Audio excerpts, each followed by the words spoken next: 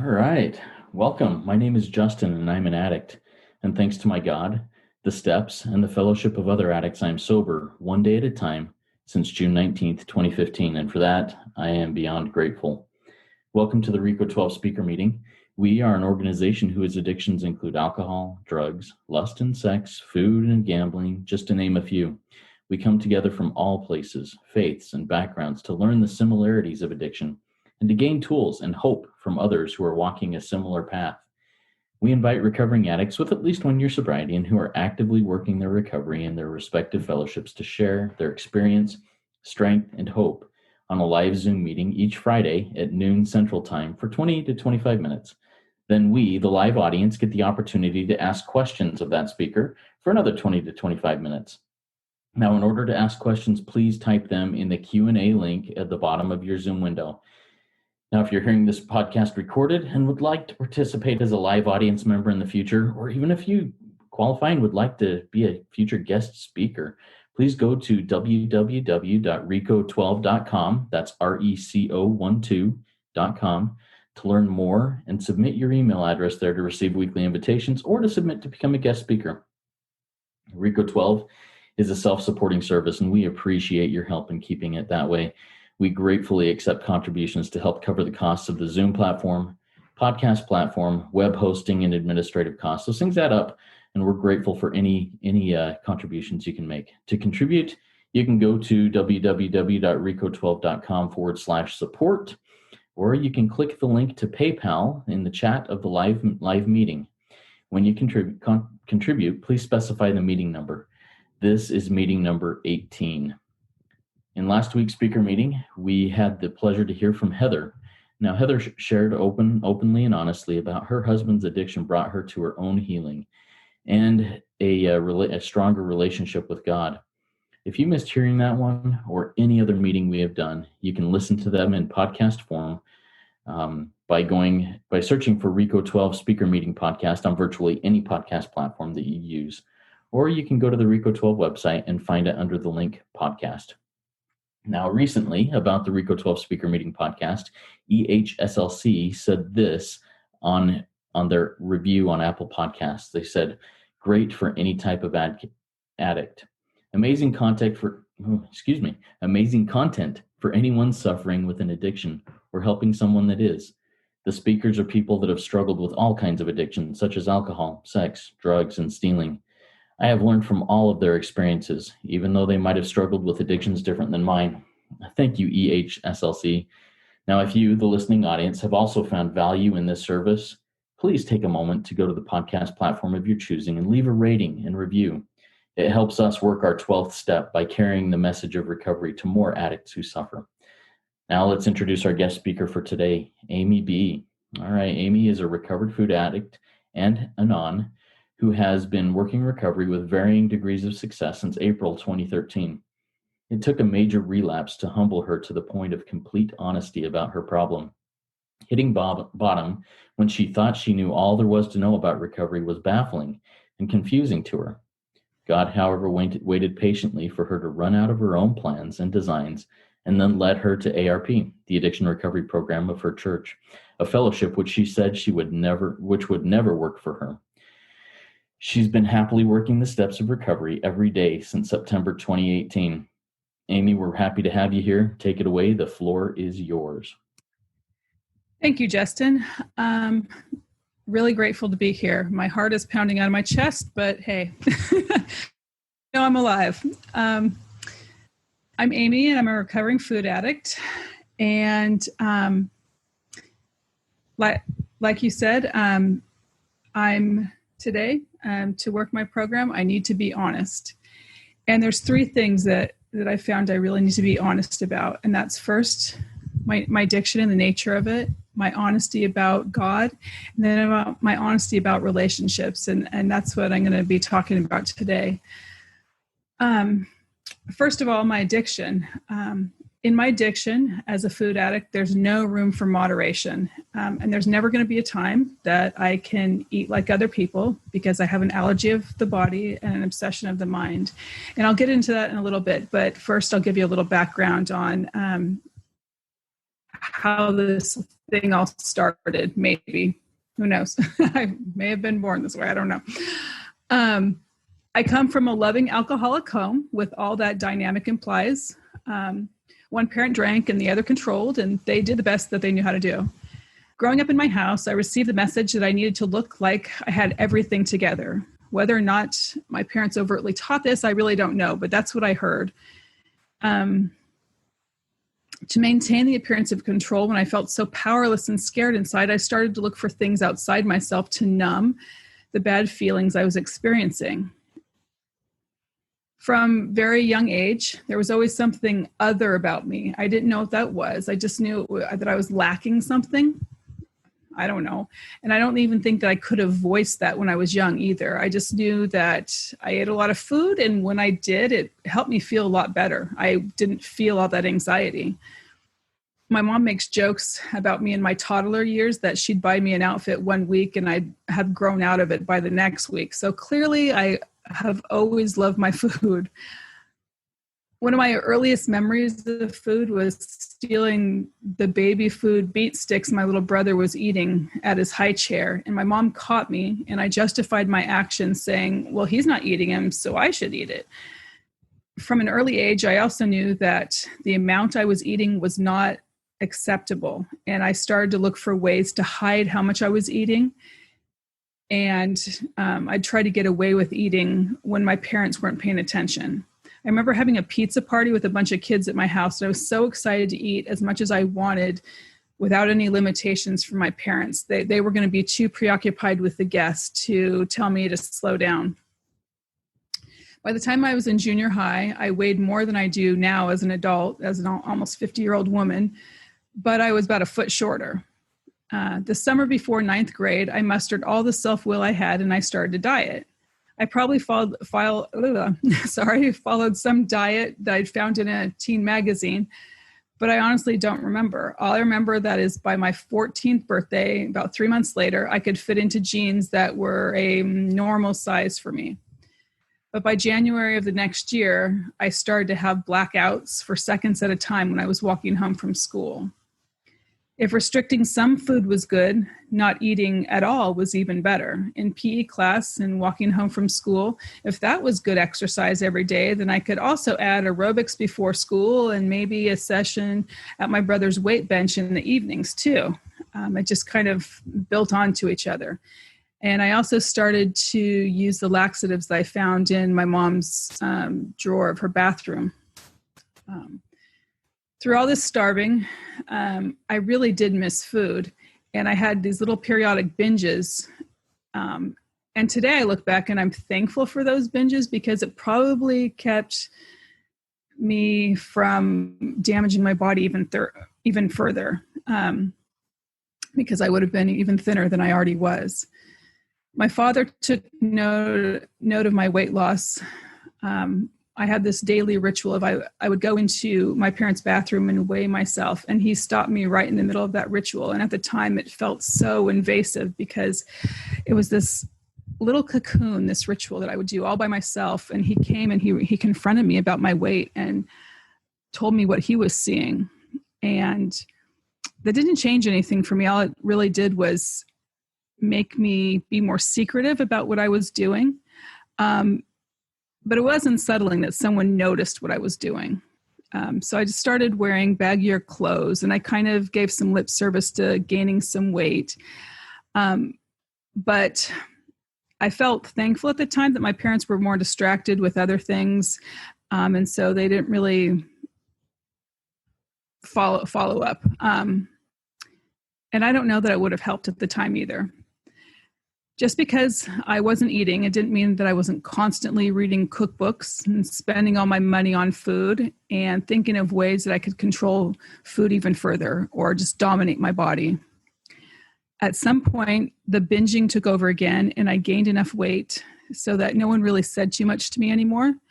And I stopped blacking out, and some of the things that had happened to my body, like I had lost my period and everything, that came back. And so it seemed that I was more or less normal on the outside again, but I was still extremely obsessed in my head, and I was always thinking about food, whether or not I was eating it. And I tasted that really powerful feeling of control when I was starving myself, and that remained an ideal that I could just never quite get back to. In my 20s, I just kind of gave up on trying to control my food and my weight and just really started enjoying myself. I just surrendered to eating, and my weight shot up. I was just sick of fighting, and I just wanted to be numb all the time. And other things came into play as well, numbing things, namely prescription pills. And that became a competing issue. Life just felt really hard, and I still had that weird feeling that I didn't fit in. And I just wanted out. I just didn't want to play this game of life. Fast forward into my 30s, and I was married and I had kids. I continued to try and control my food and my weight. And I just thought that I needed to find the right diet, and all my all my problems were going to be solved. I still did struggle with pills too. And at one point I thought that might be my true problem. In 2008, I briefly attended the addiction recovery program of my church, but I didn't stay. I really didn't connect how trusting God was going to solve my issues with weight or pills. And I didn't really look like I had a weight problem at that point, so it was easy to hide. What's more, when I attended those meetings, they were talking about addiction, and as someone or an addict who's lost the power of choice. And that just didn't set well with me at the time. I just thought that addicts were selfish people who couldn't quit their bad habits, no matter who it hurt. I had a really negative view of the alcoholic in my life. I loved him a lot. It's my dad, but I couldn't reconcile that he just couldn't pull himself up by his bootstraps, basically. And so to go into this program where I might have to identify that way, I wasn't ready for that. So more and more restrictive dieting followed because the things that I had done previously weren't working anymore. I needed that hit from the food, but that meant more food, or if I was traveling the other way, it depended on which day the wind was blowing, more restriction. And I'd read more about nutrition because maybe I just didn't have the right combinations of foods, more binging, more controlling. It was just, I was getting really out of control. And what's more, speaking of control, I was trying to control everybody else's food, and people didn't want to talk to me because I was giving all kinds of unsolicited advice. Heaven forbid you start talking about what you were eating, because I would tell you that you were just flat out wrong to be eating that. And I was really annoying. So my family tells me. So I was also really into reading self-help books as well, because I thought I was going to be able to find some magic fix. And I remember checking out one book, and I do not recall the name of the book now, or even what kind of self-help she was going to tell me about. But what I do remember is at the beginning of the book, she started telling me her story and how she got into doing what she did.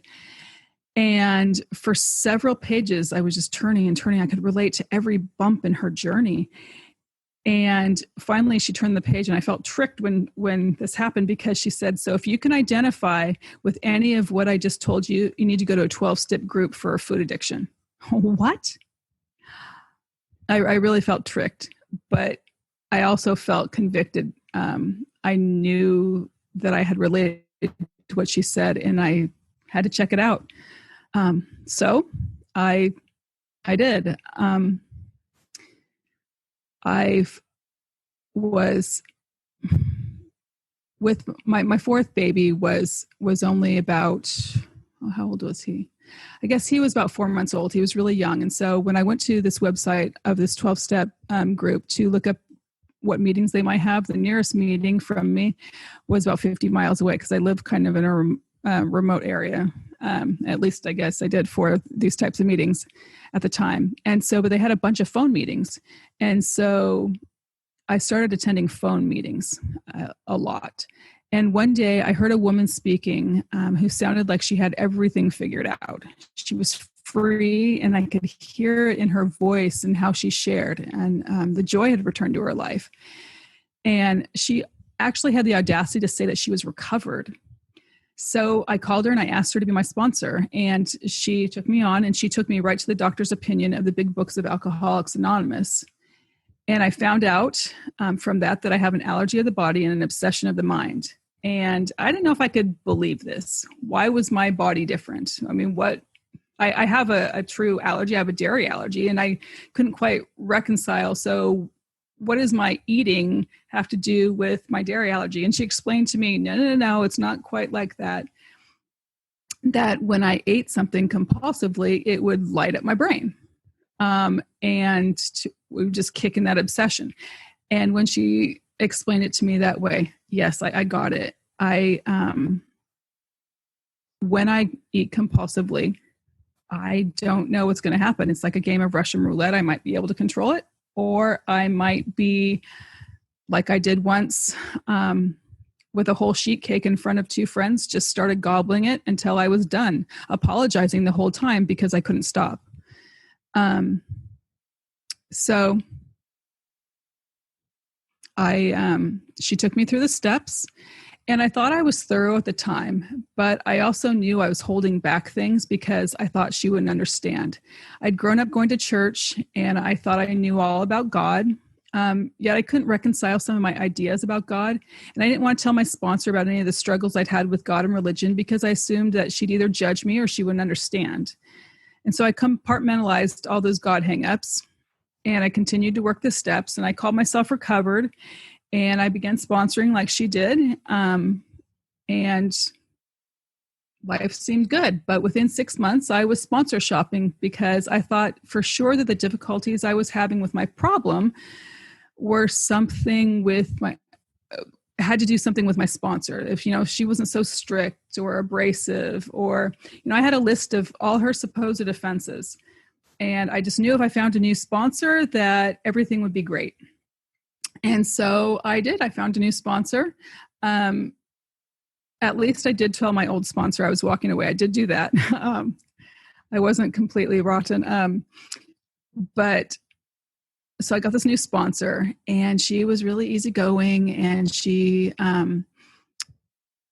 but she kept seeing that I was having all these different fears. And finally she said, you might want to go to this other support group for people who have addicts in their lives.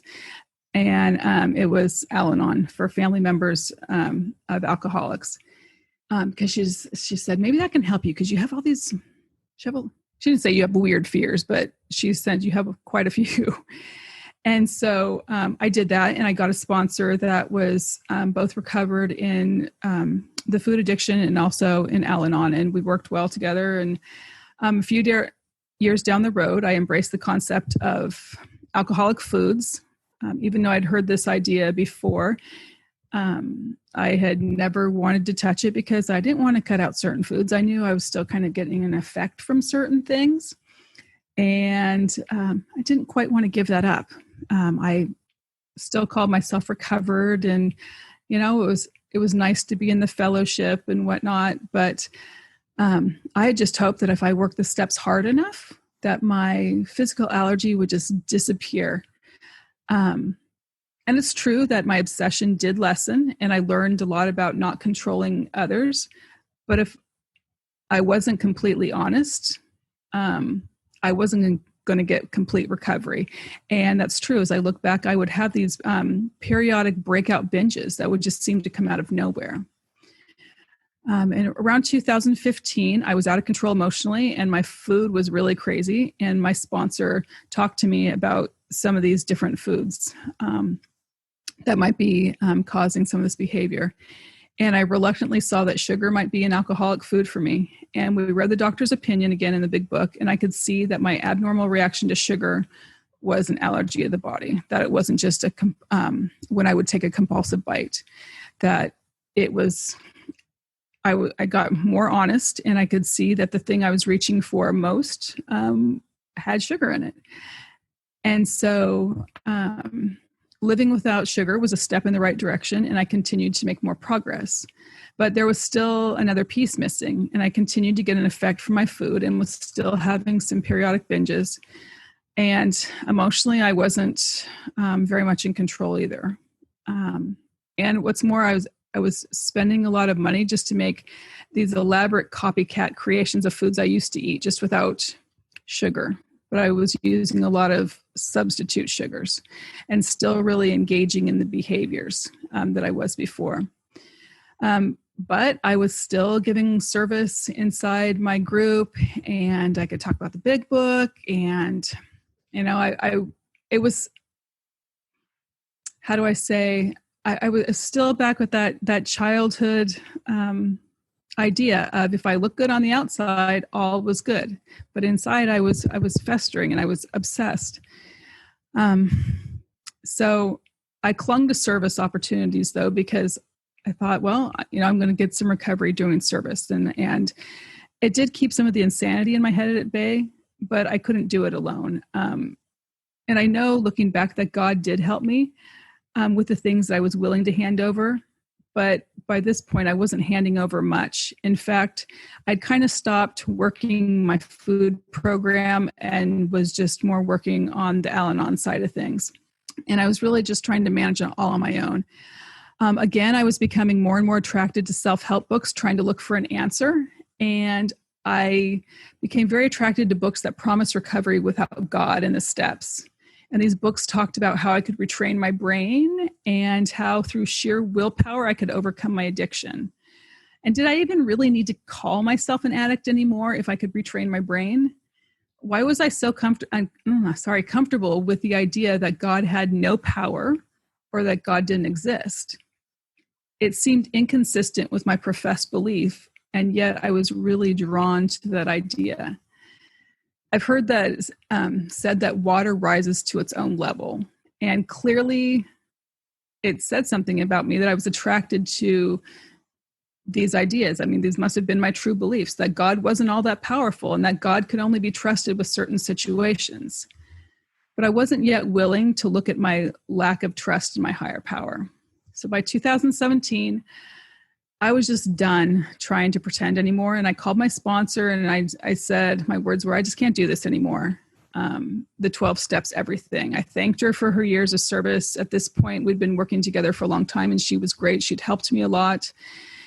And at first, it felt so freeing because I no longer had to 10th step or do evening reviews, freed up a lot of time.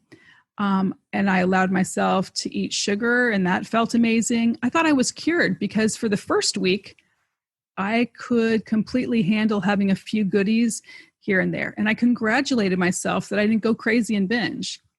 And I was even eating less than other people. 2 cookies per serving? Yeah, that's not a problem. I was totally satisfied for about a week. I wasn't binging, and I felt more calm than I had in years. I was telling myself a story. But at the time, I thought it was a true story. I could just be normal again, like everyone else. I could have a treat with a family. I felt high-spirited, probably even giddy, finally free. That's what I thought. How could I have ever lived that in that restrictive way that I had for the last couple of years? Somewhere in the back of my mind, I knew I was justified because I'd been questioning whether all this stuff I'd been doing for years was sustainable, and clearly not, because now I was free and I could be normal. But what I didn't notice is how quickly I started making rules for all the goodies and sneaking in bites here and there when no one was looking. It was on a much smaller scale at first, and so it didn't set off any alarm bells. And I was kind of working on retraining my brain with a program I'd purchased, and I was having limited success. But I did notice that there was some chatter in my head now and again, when I was taking bites of things, and it was taking more and more willpower to not continue eating on after I'd taken bites of certain things. Let's fast forward a whole year, and I'd gained a noticeable amount of weight despite my usual amount of exercise, and I was depressed to the point that thoughts of suicide were creeping in. That scared me a lot because back in my 20s, I'd gone down that road, but now I had a family, and so the thoughts of suicide were really scary, and I knew something had to change. Life was really hard, and I felt defeated. I wallowed in self-pity and was really quick to anger. I started to feel like I've done this to myself. I opened up Pandora's box again, and now I'm in deeper than I was before. And what can I do? Because I didn't have the willingness to change. Part of me still really wanted to eat. I still wanted that effect. It was an instant fix to all that anger every day. I felt ashamed. I kept telling myself, I knew better. Why did I ever walk away? I was at a point where I couldn't live with the food and I couldn't live without it. Food really was my master at this point. On top of it, I was mad at God. Why had he even made me this way? This wasn't fair. Everybody else gets to eat what they want to. Everybody else, blah, blah, blah. It's a victim story I was telling myself. These thoughts weren't conscious, but they were definitely in the back of my mind. And I was so ticked off. Ticked off at God, but I knew he was my only hope too. So I reluctantly started to pray for willingness. And it took some months, but slowly my willingness grew. And at first I was led to a book written by a neuroscientist, and she was talking about the science of addiction, specifically food addiction. And that cleared away for me any delusions I harbored about my addiction being real. And it also showed me that I was so stubborn that I needed scientific proof that addiction was real. But her book also addressed an issue that I had said I would never touch, and that was volume. But I also knew my addiction had progressed. And as I prayed for willingness, I started to see that now to be able to deal with addiction, I was also going to have to weigh my food. And I said I would never, ever do this because only crazies did that. Well, never say never. God has a sense of humor. I was also given some very specific instructions from God. It was to Google ARP podcast. Like I said earlier, I'd attended ARP before, and I thought it wasn't for me. And I especially thought I wasn't going to attend because I thought it was just watered down AA. And I thought I knew better. But I followed the prompting, and I found a podcast, and it was hosted by two guys who attended ARP. And in listening to them, I was convinced that I really did need to attend a meeting. And so in June 2018, I walked into my first meeting, and I felt really scared, and I felt better than everyone else because I don't know why. How can you feel both ways at once? But I did. Hugely self-conscious because I'd never actually attended a face-to-face meeting before. All my years in recovery had been over the phone. Well, I also had a few hangups that ARP is also a general addiction meeting, and I didn't know if I could relate to people with other addictions. It turned out, though, I really, really could. Addiction's addiction. And I found in ARP that we were all offered the same solution, no matter what our addiction, and that's a loving God who's powerful enough to handle any problem. So today, to be honest about my addiction, when I hear people talk about moderation and diets, I know that's not for me. In the big book of Alcoholics Anonymous, it talks about 3 types of drinkers, and I substitute drinker with eater. There's a moderate eater, a hard eater, and a real eater. The moderate eater can just push away food when they're full, and I don't understand that. That's not me. The hard eater can stop eating the way they do, given sufficient reason, like if they are told they're going to die of a heart attack if they don't.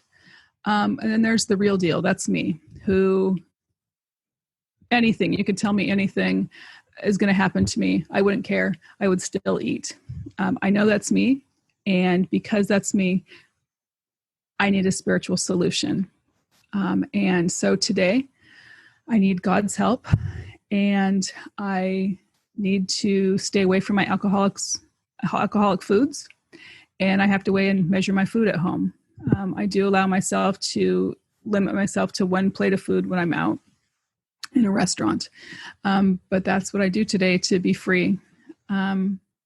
Do I have any more time, or do I need to stop? Let's wrap it up in the next 2 minutes. Okay. I guess I want to talk really quick about God. And I just want to say that when I went to ARP, I was able to address my issues with my higher power. And I saw that I had to deal with that. I had erroneously believed all my life that God was just going to punish me, and that I had to have a whole list of, I had to believe the right way in God for God to help me. That there was this whole, and I needed validation that what I was believing was right. But I just needed to believe that there was a God powerful enough. I don't know exactly what else to say about that.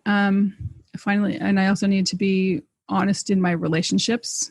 And that included the addicts in my life. Really quickly, I'll say that it's painful to see the addicts in my life, or they don't identify as addicts, but like with family members who may be addicts. Like one of my children seems to have behaviors around food that I've had, and there's issues of control around that.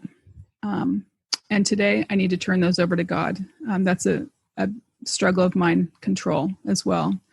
I need to remember that didn't help me when my parents would confront me with how I was eating.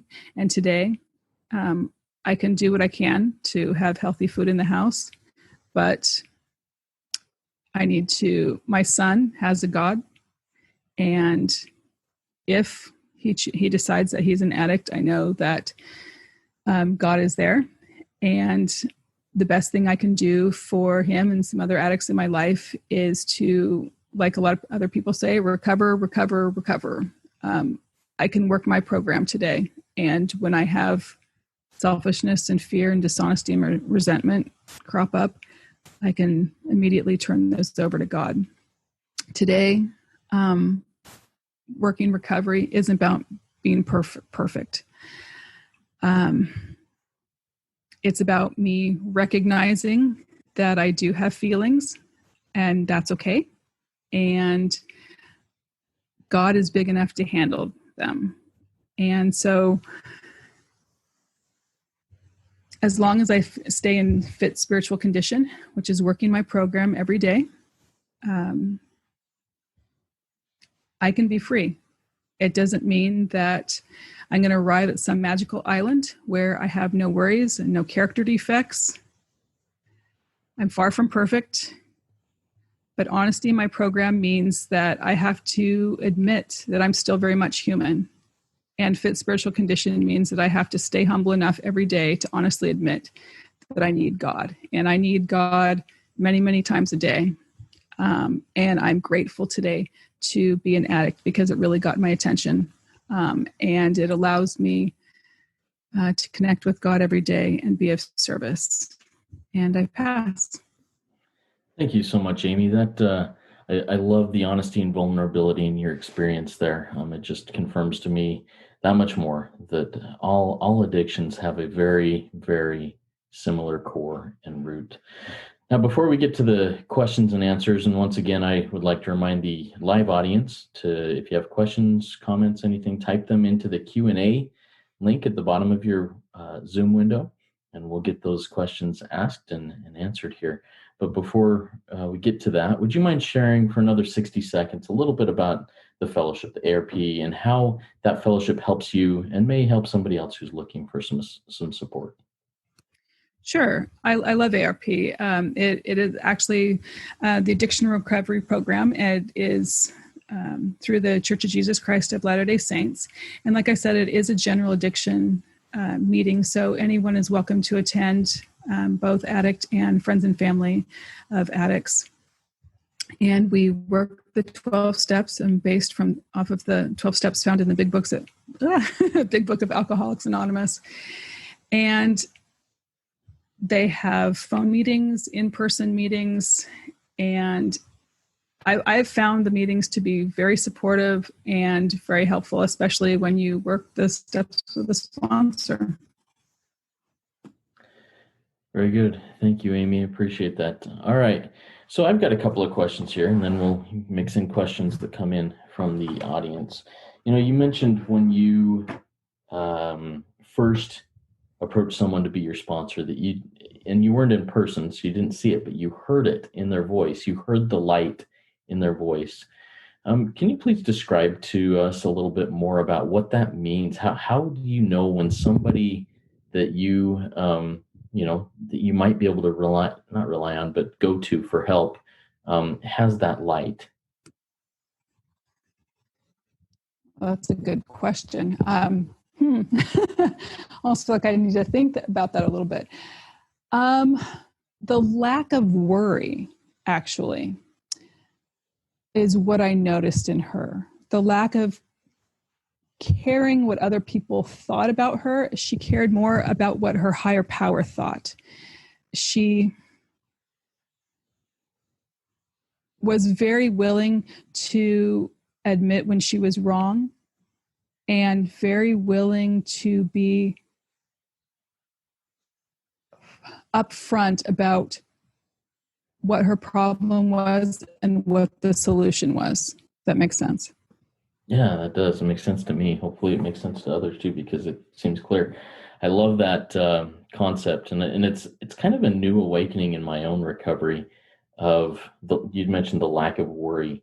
If I go into my day in a defensive stance, like I'm scared about what things are going to come at me, whatever my addiction is, what's going to hit me today, and I worry about that, I'm living in what I call what is, in my definition, abstinence and sobriety, and that's miserable. I need to live in recovery and healing, and to me, there's a difference in that: the worry and the trust in God going into the day, trusting that He will protect me. And then you mentioned also something else here, Amy, that I really like. Well, I really identified with. You said, you had grown up in a faith tradition, knowing everything about God. How has that perception changed in your own life since that, and how did that shift happen? Oh, I felt like I used to have a list of God is this and God is that. And if I couldn't reconcile an experience with that list, it must not be God. Well, that list was made up by me. And I sure don't know everything there is to know about God. Heaven forbid, because I can't see the forest for the trees half the time. Heaven forbid that I limit God to what I thought I knew about Him. How did I reconcile that? From working the program and starting to know that, no, I don't know everything, opened me up to the idea that maybe some of my ideas about God that I thought I knew were either very limiting or flat out false. And that gave me room to see that, maybe God is more powerful. Maybe He can do a lot more in my life and other people's lives than I thought previously. Oh, very cool. Is there a specific maybe belief that you used to have that was limiting or flat out untrue that now, as you look at it, you go, I see much more clearly now in that? Can you think of anything specific? The one that really stands out to me, well, two things. One, God wasn't going to be able to help me with my addiction because everyone has to eat every day. And, I was just a glutton and lacked willpower. Why would He help me with that? So that was one. But I also very much believed in the idea, I guess it comes from the Old Testament, the eye for an eye. Whatever I did or someone else did, there was going to be a punishment to it that was, it better be very severe, because remember, these were my own ideas about God. And so God could only give very severe punishments. I lost the rest of the question that you asked me. No, I think that covers it, because I don't remember anything else from it either. So very good. All right, and another thing that you said, water rises to its own level. I've never heard that spoken quite like that. And it probably because I'm very sheltered and have never heard that. But can you kind of expound on that just a little bit? Water rises to its own level, and what that means in the context of addiction and recovery. Well, the way I understand it, and I've never looked it up, is just like attracts like, I guess. And so when I was ready for a certain amount of truth, that's what I found. But when I was hiding and not willing to be honest, there was no way I was going to rise to anything above where I was at. I think, to me, I equate that saying to the other saying. I love my sayings, that when the student's ready, the teacher appears. So for me, they're very similar. And I wasn't going to be able to rise to any level of recovery until my level of willingness was ready to meet the honesty required to get to that level of recovery. Awesome. Thank you. We got a question that came in from Heather. She says, "Hi, Amy. Thank you for your share. What would you say to someone who says God isn't there or isn't helping me in my recovery?" Oh, hey, Heather. That's a great question. To them, I would say, I'd ask them to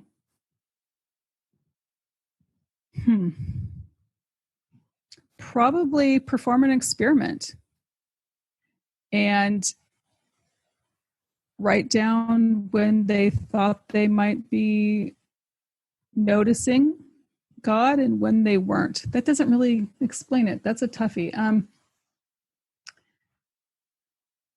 I would ask them to perform a little experiment, I guess, and see if they can believe in God. Start to maybe try on the idea of, if they notice something in their day that they can't explain, whether that could be God or not. And if that's what I would say, that sounds like that one baffles me a little bit too. But also, if they can't believe in God at all, if there's anything greater than themselves. For me, when I first started out, even though I said I believed in God, when I worked with my first sponsor, I had to ask her to be my higher power, essentially. In fact, I did say, "Can you be my higher power right now? Because I don't know if there's anything greater right now." And so I trusted her and I followed her directions. And that's how I started. Are you there? Yes, I'm here, and I know that we're having a little bit of audio difficulties right now, but I'm really grateful for that share. I think we may have lost Amy, but so grateful to you, Amy, and for the willingness to share.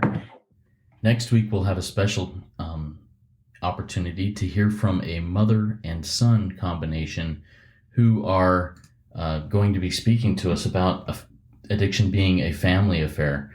Patricia is the mother, and she is a member of Al-Anon as well as Codependence Anonymous, and her son, Sid, who is a member of Crystal Meth Anonymous, CMA. I'm really excited to hear this team speak to us and give us a little bit more about addiction being a family affair. Amy has asked that we do the third step prayer to launch us off on our day. So I will go ahead and do that, and we will kick off on our day. Thanking Amy once again for her willingness to share her experience, strength, and hope. God, I offer myself to thee, to build with me and to do with me as thou wilt. Relieve me of the bondage of self, that I may better do thy will. Take away my difficulties, that victory over them may bear witness to those I would help of thy power, thy love, and thy way of life. May I do thy will always. Amen. Thank you, everybody, for coming. Thanks again, Amy. Keep working it. It works when I work it, so work it. You are worth it. Have a great week.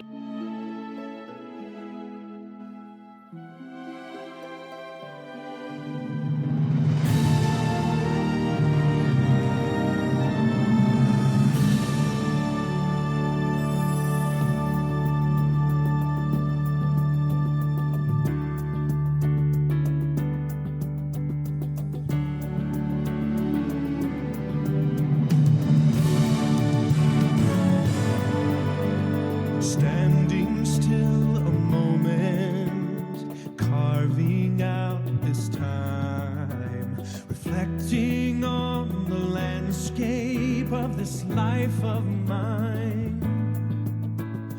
Peaks too high to conquer, streams too wide to cross, troughs too deep to walk through without incurring loss. Yet here I am, still standing tall, despite the rough terrain. One like me survived the storms and walked through wind and rain. Still standing, I will fight the good fight.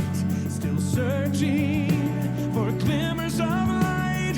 Feet still on the ground, I can still be found. Standing still.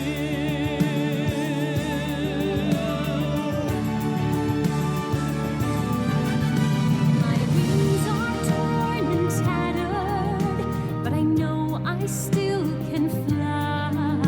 I may not soar unfettered, I may not rise too high. Recorded in the book of life and bind it with the seal.